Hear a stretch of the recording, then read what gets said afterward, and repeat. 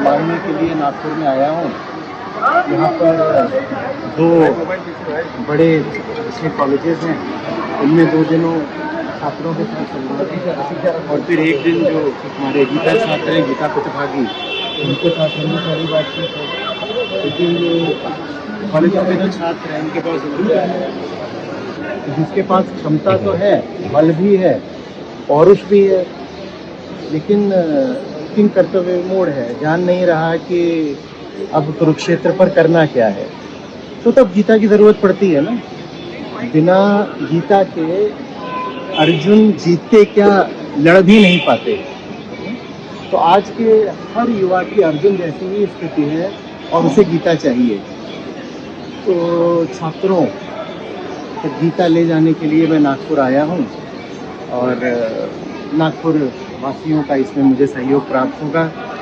छात्र मैं क्या करता हूँ, सभी हैं हमारे जितने प्रतिभागी हैं, भले ही वो 80 वर्षीय हों, उनसे कहता हूँ कि सबसे पहले ये देखो कि आप भी अर्जुन हो, और जो अर्जुन है वो छात्र है, तो मैं शिष्य हो गया। तो फिर गीता सिर्फ कैंपस के छात्रों के लिए नहीं है, पूरे समाज के लिए है, पूरे नागपुर के लिए है, और इसीलिए मैं यहाँ आया हूँ। अवार्ड भी मिला से सराहा। तो क्या अभी ऐसी कोई और किताब का कुछ आपका है प्रयोजन जो आप लाना चाह रहे हैं जिससे लोग कुछ सीख सके? देखिए, किताबें 150 से अधिक हैं, और क्योंकि जीवन ही संघर्ष है कुरुक्षेत्र की तरह, और कर्म तो हम सबको ही करना है उस क्षेत्र में। संघर्ष में तो हम उसी पर उतर जाते हैं जब जन्म लेते हैं। तो इसीलिए जितनी किताबें हैं ये संघर्ष को मौजूद है। मैं संघर्ष से बचने का तरीका नहीं बताना, मैं कहता हूँ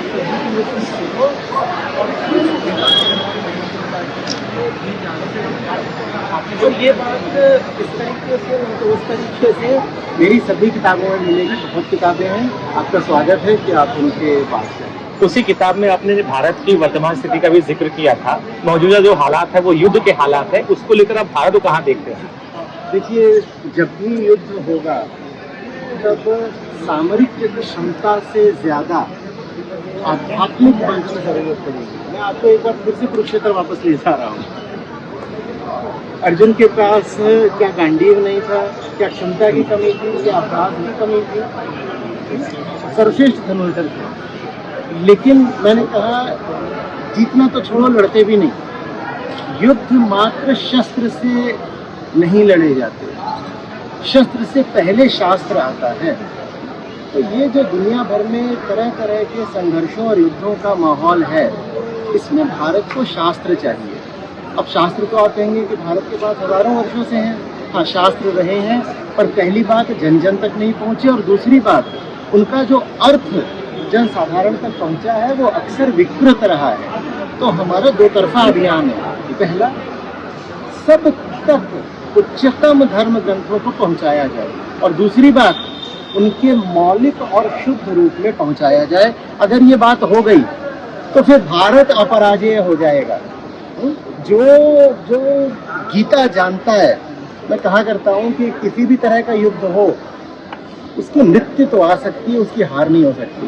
क्योंकि हार तो तब होती है ना जब आपने किसी विशेष परिणाम की आशा करी हो, वो परिणाम मिला नहीं तो आपने घुटने टेक दिए, समर्पण कर दिया।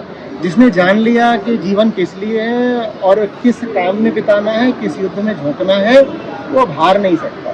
भारत को अपराजेय तो उसके शास्त्र ही बनाएंगे। आचार्य जी, नागपुर जो है वो संघ भूमि भी है, तो क्या संघ के दर्शन करेंगे आप? जाकर संघ में जाएंगे आप? राष्ट्रीय संसद संघ का मुख्यालय संघ का मुख्यालय है मुझे यहाँ। लगता नहीं कि मुझे समय मिलने वाला है। बाकी यदि किसी तरह की बातचीत होगी, आमंत्रण होगा तो हम जरूर देखेंगे, पर अभी तो 3 दिन का दौरा है, इसमें ऐसा अभी कोई कार्यक्रम नहीं है। आचार्य जी 2047 तक की विश्व गुरु बनाने का ये संकल्प रखा गया है, इसे किस तरह से देखते हैं, युवाओं के लिए क्या संदेश देंगे?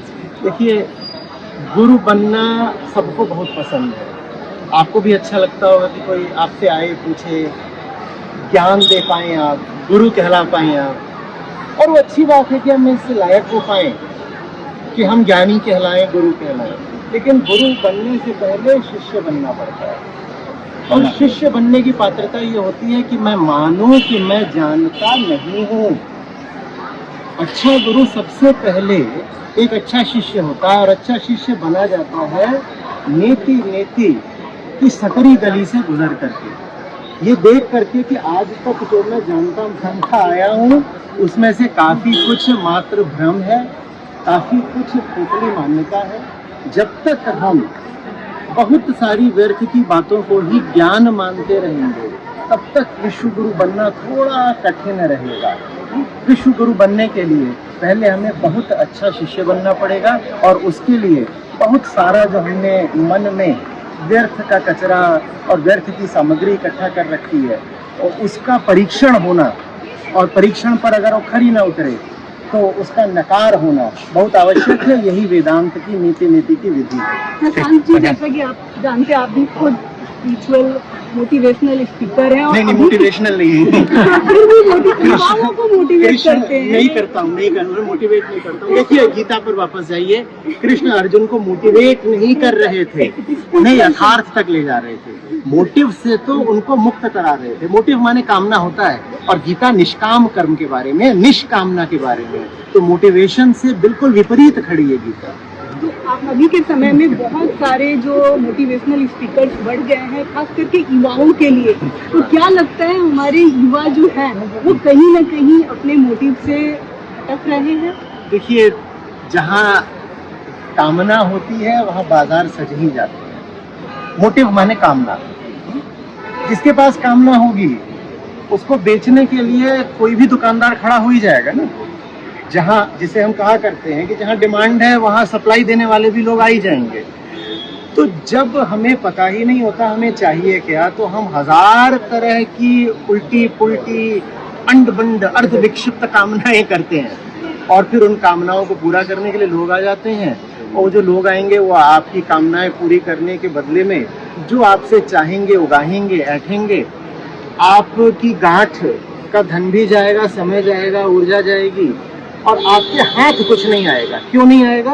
क्योंकि आपकी कामना ही अज्ञान के बिंदु से आ रही थी। मुझे पता ही नहीं मुझे चाहिए क्या, मैं जानता ही नहीं मैं कौन हूँ, तो मैं यूं ही किसी भी दिशा चल पड़ता हूँ कुछ मांगने के लिए। भीतर एक खोखलापन है, मुझे लगता है इसमें ये भर दो, वो भर दो, 100 तरह की फिर मैं कामनाएं करता हूँ। उन कामनाओं से मुझे कुछ मिलना नहीं है, बस इतना है कि मैं तरह तरह के दुकानदारों का शिकार बन जाऊंगा। सर, आपके फॉलोअर्स में अधिकतर जेंजी भी हैं, तो उनके लिए क्या संदेश रहेगा आपका? आप वही चेतना हो जो मनुष्य में हजारों सालों से है। अपने आप को विशिष्ट समझना छोड़ दो। गीता सदा से थी, कालातीत है, पुराने लोगों के लिए भी थी, आपके लिए भी है, और भविष्य के लिए भी है। तो आप जेनजी भले ही हो, लेकिन भूलो नहीं कि आपके भीतर भी मनुष्य का अंतःकरण है, आपका भी वैसा ही अहंकार है जैसे ही किसी का हुआ करता था। और जब आप अपने आप को विशिष्ट मानने लग जाते हो, तब आप कहते हो मुझे किसी की नहीं सुननी। और जो किसी की नहीं सुनता ना, वो फिर अपना गुलाम आप हो जाता है, क्योंकि अहंकार तो है ना। अहंकार जब किसी की नहीं सुनेगा तो अपनी सुनेगा। दूसरे व्यर्थ की बातें कर रहे हो, अच्छा है कि उनको न सुना जाए, पर क्या करें जब हम खुद ही व्यर्थ की बात कर रहे हो। स्वयं पर नजर रखना ज्यादा जरूरी है दूसरों के प्रति विद्रोह करने से। दूसरों के खिलाफ जरूर विद्रोह करो, पर अपने विरुद्ध भी विद्रोह करना सीखो। ये है मेरा जेनजी में संदेश। और बहुत सारी बातें होती हैं, आपने बिल्कुल ठीक कहा, बहुत सारे युवा आते हैं। Thank you sir. Thank you sir.